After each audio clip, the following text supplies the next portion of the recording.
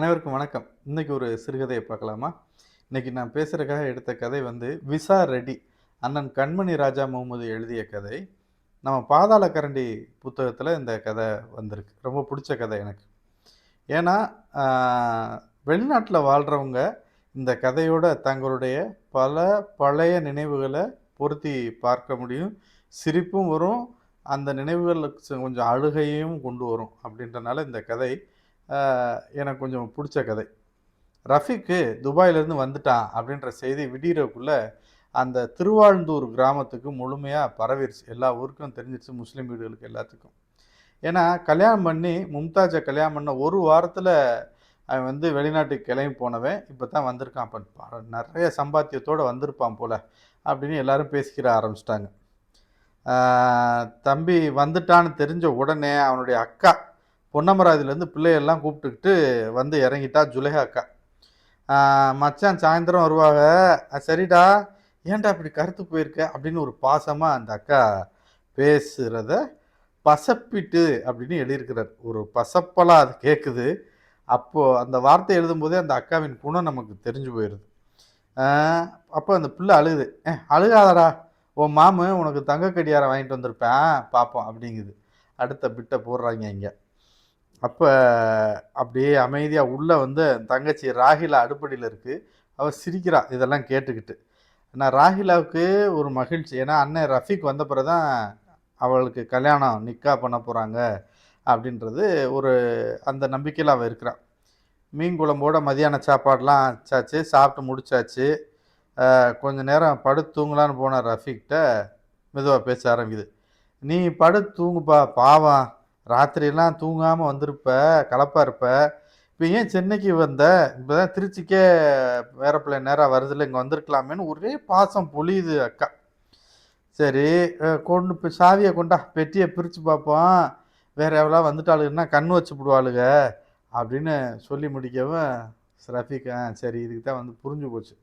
சரி வாங்க நானே வர்றேன் அப்படின்ட்டு, அத்தா அம்மா வாங்க எல்லோரும் வாங்க அப்படின்ட்டு, ராகிலா வாமா அப்படின்ட்டு சூட்கேஸை பிஸ்மில்லா சொல்லி பிரிக்கிறார்.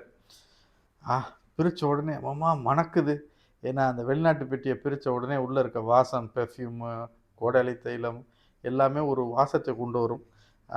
துணி, பவுட்ரு எல்லாம் ஒரு வாசத்தை பரப்புது. அவனுக்கு மட்டும் வேர்வை கசகசன்னு இருக்கு. இங்கேருந்து வரும்போது நம்ம ஊரில் போய் வேர்க்குன்னு சொல்லும்போது கொஞ்சம் கடுப்பாகிற நண்பர்களும் உண்டு. ரொம்ப ஓவராக பண்ணாங்கடா, என்னமோ இங்கேருந்து தானே போனிய, வேர்க்குது ரொம்ப இது பண்ணுறீங்க அப்படிம்பாங்க. புரியாது அவங்களுக்கு. ஏன்னா இந்த சூழலில் இருந்துட்டு திடீர்னு நாங்கள் போகும்போது அது கொஞ்ச நாள் அப்படி தான் இருக்கும். அப்புறம் அது பழகிடும், நம்ம ஊர் தானே. போன நேரத்தில் அப்படி வேர்வை கசகசன்னு இருக்கும். அதையும் குறிப்பிட்டிருக்கிறார். உடனே எல்லாருக்கும் சேலையில் எடுத்து வச்சபடி பக்கத்தில் எடுத்து வச்சுக்கிட்டு இருக்கான் ரஃபீக்கு. அங்கே அத்தா பக்கத்தில் உட்காந்து பெட்டி கடை கணக்கை பார்த்துக்கிட்டு இருக்காரு அவருடைய இதை. அண்ணே எனக்கு அந்த புர்கா அப்படின்னு ராகிலா வந்து கையை நீட்டி எடுக்க போகிறா. உடனே இந்த அக்காக்காரி ஜுலேகா, போய் கதவை பூட்டிட்டு வா, யாராவது வந்திருக்காங்களான்னு பாரு. அவள் அதை எடுத்துடக்கூடாது, அதில் ஒரு தடை செஞ்சு நல்லதெல்லாம் எடுத்துக்கிறேன்ற ஒரு மனசு. அவள் போகிற பிள்ளை கடுப்பில் அவங்க அக்காவுடைய 3வது பிள்ளைய ஒரு மிதிச்சுட்டு போகிறா ராகிலா. அப்போ கொண்டு வந்த பொருள் எல்லாத்தையும் பிரித்து வைக்கிறான். இப்போ சொல்கிறா அந்த அக்காக்காரி, என்னடா சேலை இது, காடா துணி மாதிரி, இதுதான் பொன்னமராவதியிலே ஆடி தள்ளுவடியில் சீரழி இது, இதுக்கு தான் நம்மகிட்ட காசு செலவழித்து ஏரோப்ளேன் ஏறிட்டு வந்த, இதனடா இந்த வேட்டியை தர்றவங்க மச்சானுக்கு, உன் மச்சான் வீட்டு பீரோவை திறந்து பார்த்தேன்னா தெரியும் உனக்கு, அம்பட்டும் பாலிஸ்டர் வேட்டியாக அவர் வச்சுருக்காருடா. அப்புறமா இந்த பிள்ளைகளுக்கெல்லாம் எதுவுமே வாங்கலையா, வெறும் ரொட்டி தானா, நாங்கள் கடையில் தான் வாங்கி கொடுக்கணுமா. வரிசை அந்த அக்கா அவன் கொடுத்த ஒன்றுக்கு இத்தனை கேள்விகளும் குமுறிக்கிட்டு இருக்கிறான். அதனால் எங்களுக்கெல்லாம் ஒரு சேலை, கடைசி இதுதான் வச்ச வெடியை, எங்களுக்கெல்லாம் ஒரு சேலை, உன் பொண்டாட்டிக்கு மட்டும் 6 சேலை அப்படின்றான். அவ்வளோ நேரம் பொறுமையாக இருந்தவன் கொதிச்சுட்டான் ரஃபீக் அவங்க அக்கா பார்த்து. 6 சேலை என்ன, அவளுக்கு 60 சேலை கூட வாங்கி கொடுக்கணும். அவள் தானே தாலி செயினை விற்று அன்னைக்கு என் விசாவுக்கு பணம் கொடுத்தா. நீங்கள்லாம் என்ன உதவி செஞ்சீங்க, ஒவ்வொருத்தட்டா வந்து எவ்வளோ கெஞ்சி கேட்டேன், பிச்சை எடுக்காத மாட்டோமா, எல்லாரும் எதோ காரணம் சொல்லி என்னைய ஒதுக்கி விட்டு கையத்தானே விரிச்சிங்க. இத்தனை சொந்தம் இருந்து என்ன பண்ண, அந்நியமாக இருந்தாலும் அவள் தானே கட்டின கடமைக்கு எனக்கு கண்ணியம் செஞ்சா. இத்தனை வருஷம் பிரிஞ்சிருக்கா பாரு, அவ வடிச்ச கண்ணீர் தான் நான் வாங்கிட்டு வந்திருக்க சாக்லேட்டு, பிஸ்கட் எல்லாம். அவளுக்கு எவ்வளோ செஞ்சாலும் பத்தாது.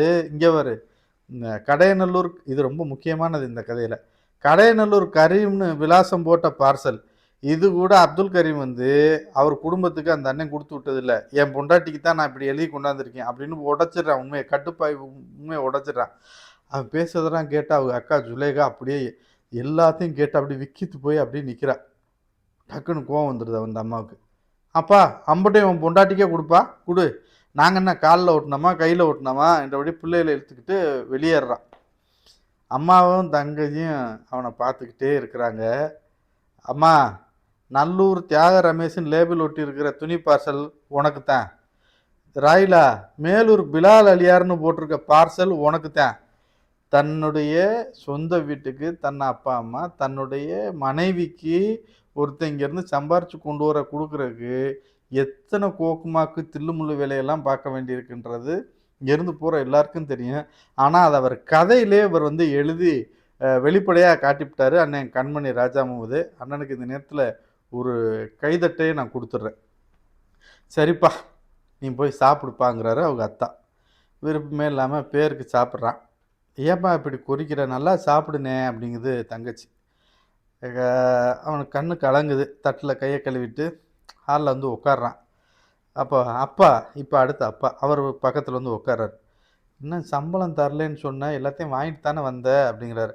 அட ஏன்த்தா, அங்கே பிரச்சனை ஆயிடுச்சு, கம்பெனியில் கேஸ் போட்டு பாதி சம்பளத்தை தான் என்னால் வாங்க முடிஞ்சிச்சு, அது மட்டும்தான் வாங்கிட்டு வந்தேன் கோர்ட்டுக்கெலாம் போய். இதெல்லாம் இந்த அக்காவுக்கு தெரியுமா என்ன? அது கவலை அதுக்கு.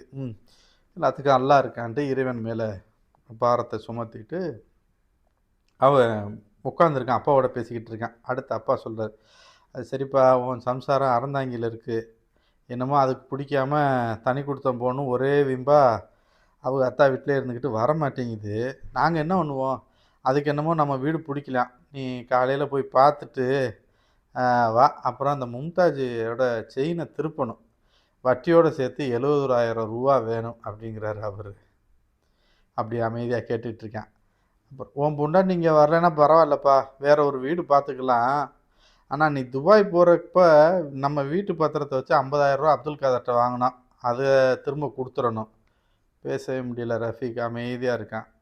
அப்புறம் திருச்சிக்கார இப்ராஹிம் அண்ணன் அவர் மகனுக்கு நம்ம ராயிலாவை பார்த்துட்டு போயிருக்காரு, ரஃபீக் வந்துடட்டும் மற்றதை பேசிக்கலாம்னு சொல்லியிருக்குன்னு இழுக்கிறாரு. இவ்வளோத்தையும் கேட்டுக்கிட்டே இருந்த ரஃபீக்கு என்ன சரி தெரியாமல் போய் படுத்துடுறேன். தூக்கம் முயற்சி பண்ணுறேன், தூக்கம் வரல. மறுநாள் காலைல எந்திரிச்சதும் வேகமாக குளிச்சு கிளம்பி பஸ் ஸ்டாண்டுக்கு போயிட்டான். பஸ் ஸ்டாண்டுக்கு போய் மனைவியை பார்க்க அறந்தாங்கி போகிறதுக்கு பஸ் ஏறதுக்கு நிற்கிறேன். வர்றவங்க பூரா அஸ்ஸலாமு அலைக்கும் சொல்லிகிட்டு இருக்கிறாங்க, என்னத்தா சௌக்கியமாக எல்லாம் கேட்டுட்ருக்குறாங்க. 9:30 வர வேண்டிய பஸ்ஸு இன்னும் வரல.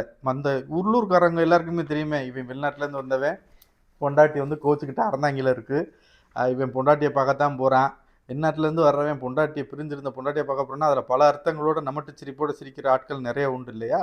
எல்லாரும் சிரிச்சுக்கிட்டு இருக்க, பார்க்க, பேச, இதெல்லாம் பார்க்கும்போது அவனுக்கு கோவமும் எரிச்சலுமா வருது. எப்படா அந்த பஸ் வரும்னு சிந்திச்சுக்கிட்டு அப்படியே நின்றுக்கிட்டு இருக்கிறான். அடுத்த அவன் நின்றுக்கிட்டு இருக்கும்போது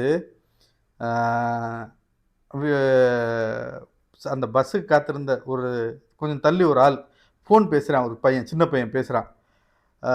எதிர்முனையில் யாரோ ஒருத்தவங்க ஏதோ சொல்கிறாங்க. சொன்னதும் மாஷா அல்லாஹ் அப்படிங்கிறான். சரிண்ணே சரிண்ணே, அட்வான்ஸ் போக மிச்சத்தொகை ரெடியாக வச்சுருக்கேனே, நீங்கள் விசா காப்பி அனுப்புங்க, வாட்ஸ்அப்பில் அனுப்புங்க அப்படிங்கிறான். அப்படின்னு சொல்லிட்டு வச்சுட்டு இன்னொரு ஃபோன் அடிக்கிறான். அத்தா விசா ரெடி ஆயிடுச்சான், வர்ற புதன்கிழமை ஃப்ளைட் இருக்குமா அப்படிங்கிறா. கதையை முடிச்சுட்றாரு. வெளிநாட்டு வாழ்க்கை, வெளிநாட்டுக்கு வந்து போகிறவங்க எவ்வளோ கஷ்டப்பட்டு வர்றாங்க. இந்த விசா ஏற்பாடு பண்ணி டிக்கெட் போட்டு அவங்க வந்து சேர்ந்து சம்பாரித்து போய் எல்லா உறவுகளையும் மகிழ்ச்சியாக வச்சுக்க முடியாமல், எல்லா உறவுகளுக்கும் எல்லாத்தையும் சமமாக கொடுக்க முடியாமல் அவங்க படுற பாட்டை, அதுபோக இந்த கனவுகளில் இன்னொருத்தன் வந்து அடுத்த ஒருத்தன் கிளம்புறது கடைசியாக நிற்கிற மாதிரி காமிச்சு ரொம்ப அருமையாக இந்த கதையை எழுதியிருக்கிறாரு. குறிப்பாக வெளிநாடு வந்து இப்போ வாழ்ந்துக்கிட்டு இருக்கிற, ஏற்கனவே வந்துட்டு திரும்பி போன அவங்க இந்த கதையை வாசிக்கும்போது கண்டிப்பாக சிரிப்பாங்க, அழுவாங்க, பல நினைவுகள் வந்து போகும். இன்று உங்களோட விசா ரெடி கண்மணி ராஜா முகமது எழுதிய கதையை வாசித்ததில் எனக்கு ரொம்ப மகிழ்ச்சி. நன்றி, வணக்கம்.